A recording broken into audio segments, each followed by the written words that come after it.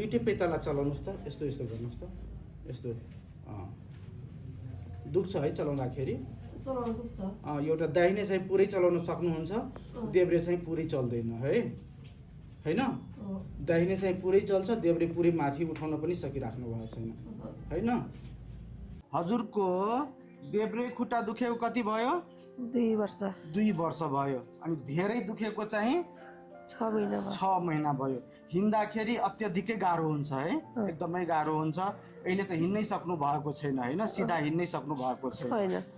हजुरको नर्मल खुट्टा होइन, यो पुरै चलाउन सक्नुहुन्छ, हेर्नुहोस् त, आफैले चलाउनुहोस् त, चलाउनुहोस् त, पुरै चलाउन सक्नुहुन्छ होइन। ल भयो, यो एकदमै थोरै चल्छ होइन, चलाउँदाखेरि दुख्छ पनि, अर्को त दुख्दैन होइन, यो चलाउँदाखेरि दुख्छ पनि है। यो हेर्नुहोस् त, माथि आउँदै आउँदैन, योभन्दा माथि आउँदै आउँदैन होइन, र योभन्दा तल जाँदै जाँदैन, यतिकैमा फिक्स छ होइन। ल